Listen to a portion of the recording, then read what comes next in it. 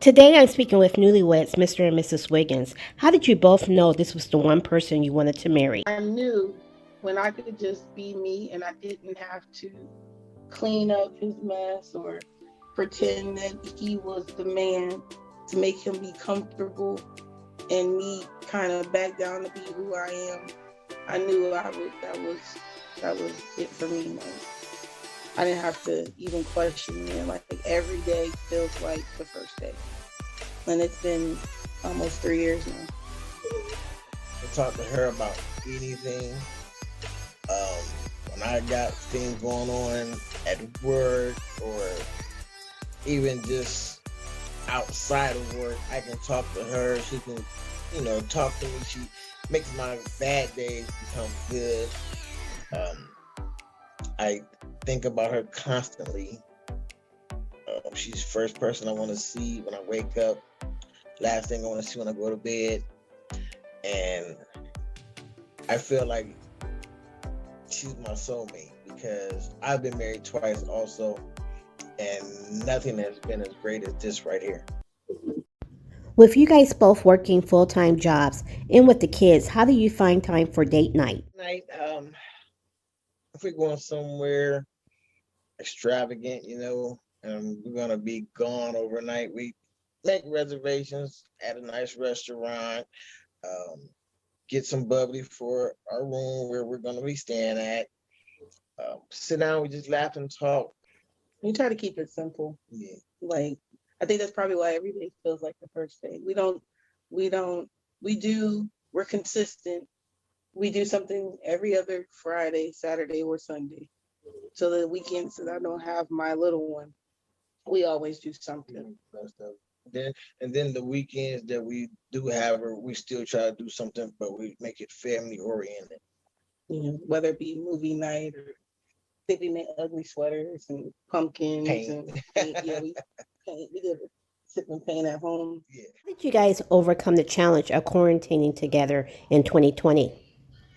We came together.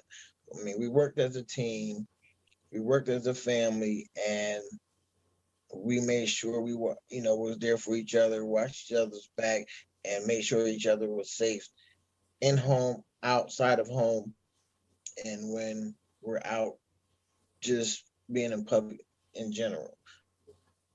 Yeah, because I don't think for us quarantine made much of a difference because we were still working. Yeah, we were still working, and we found something to do. I mean, even it was like I said, just with us, we didn't have to be out in the public. We went to a hotel room just to sit and just talk and Sleep. Yeah.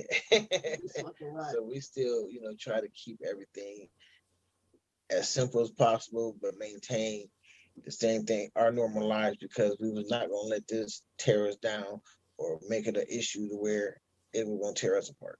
When you guys have a disagreement or an argument, how do you guys resolve conflict in your marriage?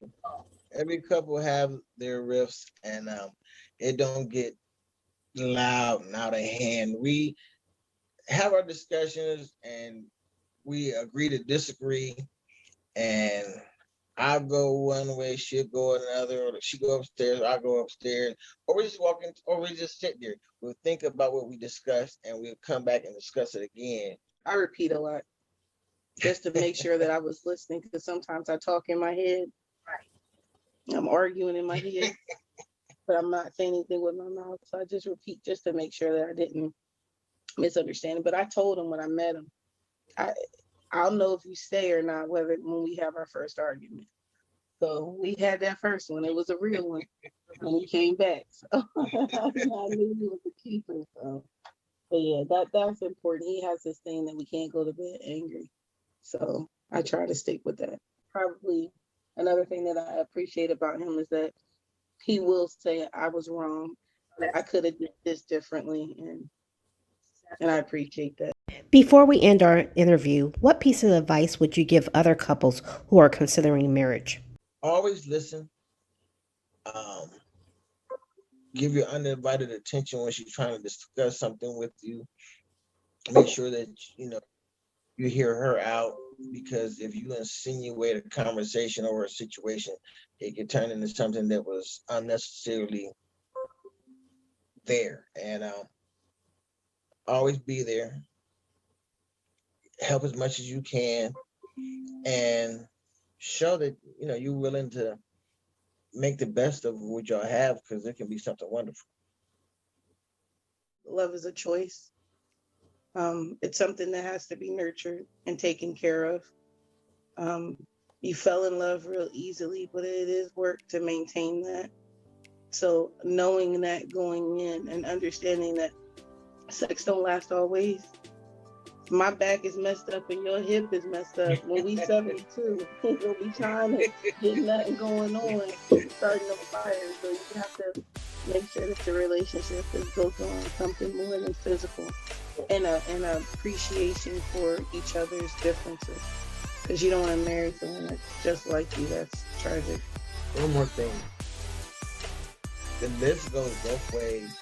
Never take the other person for granted, because that would lose interest. That's what lose the love, the communication, and everything. Because we both of them been through that through our past, and taking someone for granted will mess up your whole relationship.